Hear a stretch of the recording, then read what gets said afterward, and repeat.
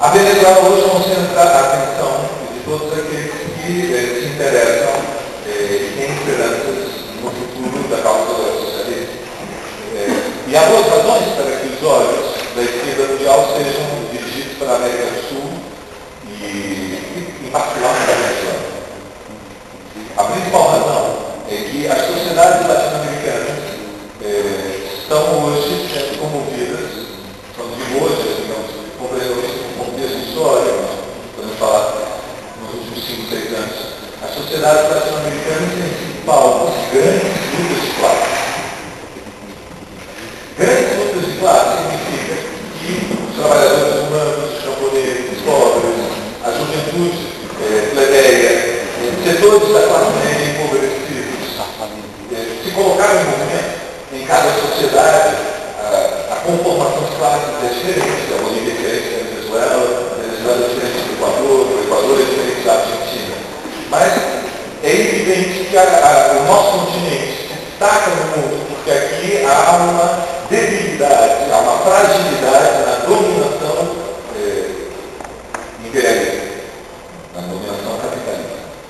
O nosso continente sofreu intensamente, durante os anos 90, as sequelas dos ajustes econômicos que variados governos, no Brasil, Fernando Henrique, na Argentina, Menem, no Peru, Fujimori, na Venezuela, Carlos Santana Pérez, variados governos, uns mais cedo, outros mais tarde, foram fazendo na nossa estrutura econômica e social.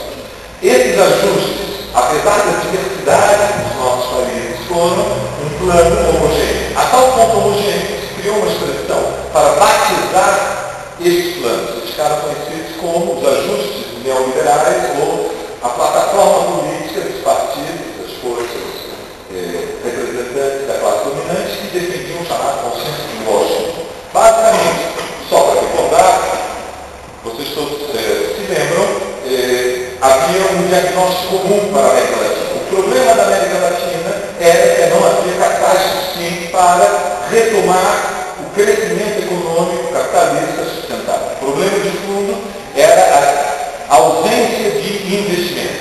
Para garantir investimentos, a América Latina tinha que fazer o dever de casa, o ajuste. O dever de casa passava em primeiro lugar pelo equacionamento das dívidas externas. As dívidas externas tinham que ser securitizadas. A securitização, um termo, digamos, muito técnico do mundo da economia, consistiu na troca dos velhos títulos da dívida externa dos anos 70 e dos anos 80 por novos títulos que foram batizados com o nome do então secretário de Tesouro do primeiro governo Bush, o Brady. Então, eles estavam conhecidos como o plano, foi conhecido como o plano Brady, e os títulos que foram securitizados passaram a ser títulos Brady. Não vou me alongar sobre a securitização. Basicamente, digamos, seriam esses títulos, esses papéis, foram oferecidos pelo governo norte-americano para os investidores que tinham esses papéis uma garantia de que eles seriam remunerados pelo menos com os títulos da dívida pública norte-americana mais um bônus. Essa garantia do governo norte-americano fez que papéis que estavam quase se evaporando, que tinham praticamente perdido o seu valor no mercado, voltassem a ser um investimento seguro. Isto posto, o plano Brady foi aplicado aos títulos da dívida externa de todos os países latino-americanos e exigiu-se em contrapartida desta negociação generosa, e assim foi tratado no mercado mundial, que os países latino-americanos fizessem algo em troca. Tinham que tomar medidas que fossem receptivas, que fossem favoráveis à atração de capitais internacionais. A primeira dessas medidas, vocês se lembram, era o ajuste das contas públicas. Eram necessárias políticas públicas, as políticas de administração do orçamento público, uma política financeira duramente austera. Era necessário que os governos tivessem superávit. Nenhum governo podia gastar mais do que arrecadava. Segundo, era necessário também um ajuste fiscal. Era necessário que aumentasse a carga de impostos para oferecer garantias aos credores de que os títulos seriam pagos, pelo menos a rolagem de juros seria sustentável. Em terceiro, exigia, os cortes dos gastos públicos exigiam, evidentemente, diminuição do custeio da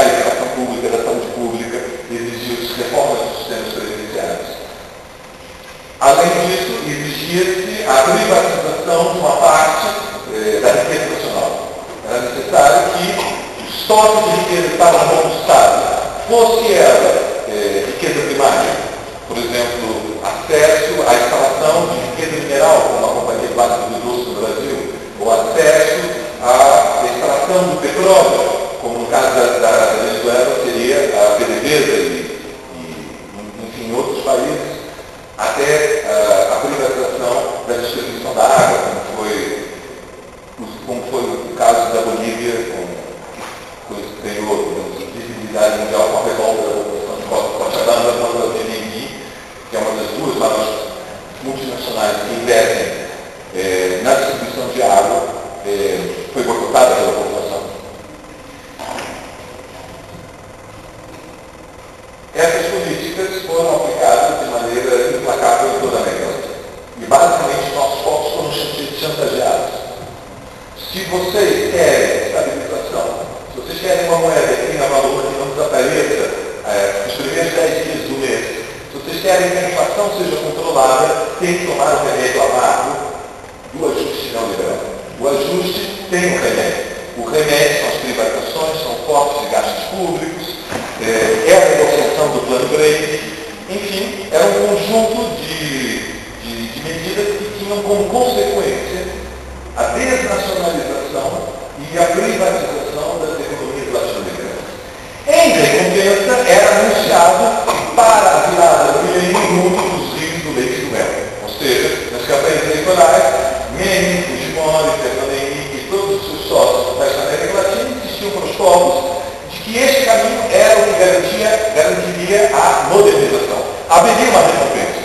Em algum momento do futuro, ia chover bombom na casa de todo mundo. Mas era o futuro. Tinha que primeiro tomar o remédio amargo da desnacionalização. Tinha que aceitar que o controle do capital externo sobre as riquezas nacionais ia ter o mesmo incomparavelmente maior. Para nós termos uma ideia comparativa do que isso significou, o Brasil ainda é a economia latino-americana, de longe, a menos internacionalizada. Se nós compararmos com o México, com a Argentina, que só o México, a Argentina e o Brasil respondem por quase 80% da economia de toda a América Latina.